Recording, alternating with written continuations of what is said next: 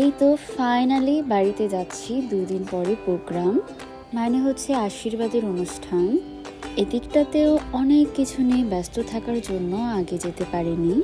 তার উপর আমার ক্লাস ছিল কৃপার ক্লাস। আমাদের ট্রেনের সময় ছিল 7:15-তে, আমরা 6টার পরে বের হয়ে গিয়েছিলাম। তারপর একটা রিক্সা নিয়ে টুকটুক করে চলে গেলাম। আর বরাবরের মতো যে একটা কফি খেলাম, আর আমার তো আগের রাতে একদমই ঘুম হয়নি। তারপর ট্রেনে উঠে বিশাল ঘুম দিয়েছিলাম, ভৈরব যে ঘুম ভেঙেছিল। আর এই তো দেখতে দেখতে চলে আসলাম। আর বাবু হচ্ছে স্টেশনে আমাদের নিতে এসেছিল, সঙ্গে অনেক ব্যাগপত্র ছিল। দেন ওইখান থেকে অটো করে বাসায় গেলাম। হেঁটে যাওয়া যায়, কিন্তু এত ব্যাগপত্র ছিল, এত কিছু নিয়ে হেঁটে যাওয়াই যেত না। তারপরে আমরা এই তো অটো নিয়ে চলে গেলাম। বেশি সময় লাগে না, 5-7 মিনিট। বাসায় যে সকালের খাবার খেয়ে একটা চা খেয়ে আমি সেই রকমের একটা ঘুম দিয়েছিলাম। ঘুম থেকে উঠে লাঞ্চ করলাম, লাঞ্চ করে আবার চা খেলাম। তারপরে এবার রেডি হয়ে গিয়েছি, বের হব।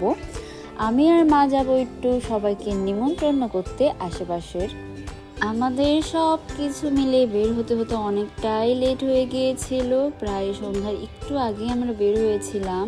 প্রথমেই আমরা চলে গিয়েছিলাম মার গুরু বাবা গুরু মায়ের বাসায়, ওদেরকে নিমন্ত্রণ করার জন্য। আর এই দিকটা ভীষণ সুন্দর না? আমার তো ভীষণ ভালো লাগছিল। মনে হচ্ছিল আর একটু যদি আগে আসতে পারতাম তাহলে একটু দাঁড়ানো যেত।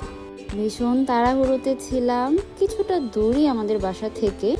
এইখান থেকে নিমন্ত্রণ করে তারপরে চলে গেলাম আমার বান্ধবীর বাসায়, মানে আমার স্কুল ফ্রেন্ড আন্টিকে বলার জন্য। আর আন্টি তো আমাকে ভীষণ আদর করে। আমি চা পছন্দ করি বলে যখনই যাই না কেন আন্টি চা করে দেয়। এই তো বসে বসে এই গল্প সেই গল্প করছিলাম, আর আন্টি ওই সময়টাই চা করে নিয়ে এসেছিল। তারপরে চা পত্র খেয়ে এখান থেকে বের হই।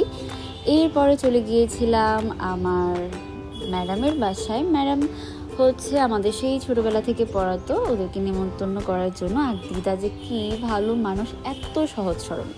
তারপরে আশেপাশে আরও কিছু নিমন্ত্রণ সেরে এইবার ফাইনালি বাসায় ফিরলাম।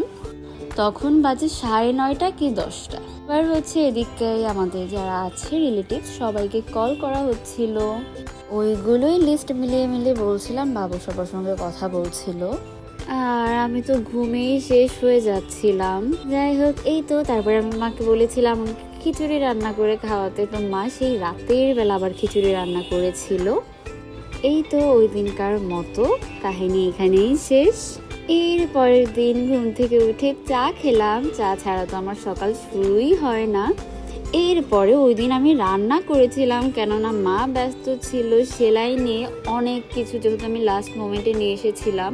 আর রান্না করে তো আমি একটা বিশাল ঘুম দিয়েছিলাম। বাবু ঘুম থেকে ডেকে তুলে নিয়ে এসেছে এটা দেখার জন্য যে সব কিছু ঠিকঠাক হয়েছে কিনা। যেহেতু আমাদের ছাদ ছোট, জায়গা কম, মানে সব কিছু মিলিয়ে ভেবে চিন্তে অনেক কিছু করতে হয়েছে। এই তো এটা হচ্ছে তার পরের দিনের সকাল। ঘুম থেকে উঠেই চা খেলাম, যেটা ছাড়া তো আমার চলেই না। এরপরে বেলা 11টার চা করে দিয়েছে পিউ। আর এই কদিনে সব থেকে বেশি পেন গিয়েছে পিউ আর মা বাবুর উপরে।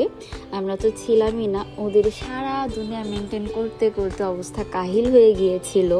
আজকের দিনটাই অনুষ্ঠানের আগের শেষ দিন, তাই অনেক অনেক কাজ, সবকিছু মিলিয়ে এদিকে কৃপা হচ্ছে ঠাকুরের জিনিসপত্র গোছাচ্ছিল, আর এদিকে আমি পিউ আমরা হচ্ছে ঘরে সব কিছু গোছাচ্ছিলাম।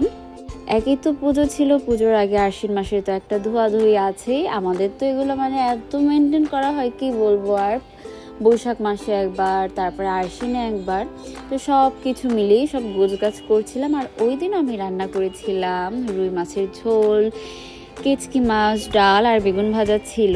তারপরে আমরা সবাই মিলে লাঞ্চ করলাম, তখন কিন্তু বিকেলই হয়ে গিয়েছিল। আর এরপরে সন্ধ্যার ঠিক আগে আমার মেঝো আন্টি আসে প্রথম। এই তো এই টুকিটাকি কাজ চলছে। তারপরে রাত 11টার দিকে যখন ইভেন্টের কাজ শেষ করে যায়, তখন ফাইনালি আমি দেখতে গিয়েছিলাম। বাবা বললো যা দেখে আস কি অবস্থা। তারপরে যে দেখি যেভাবে দেখিয়েছিলাম মোটামুটি সব কিছু ওইভাবেই করেছে। এতটা আমি এক্সপেক্ট করিনি, তবে সিলিংটা উপরে যেরকম চেয়েছিলাম ওরকম লাগাতে পারিনি। অ্যাজ রোদ বৃষ্টির দিন, উপরে যেহেতু ত্রিপাল বা চাল কিছু একটা দিয়েছে, ওই কারণে আর সিলিং বাড়াতে পারেনি। আর তারপরে আসে হচ্ছে জয়ন দাদার বৌদি, ওরা ঢাকা থেকে এসেছে আর এখানেই ডিরেক্ট এসেছে। আর এই হচ্ছে আমাদের রাধে পাখি। এই তো রাত পোহালি প্রোগ্রাম। যাই হোক, bye for now, see you in the next video.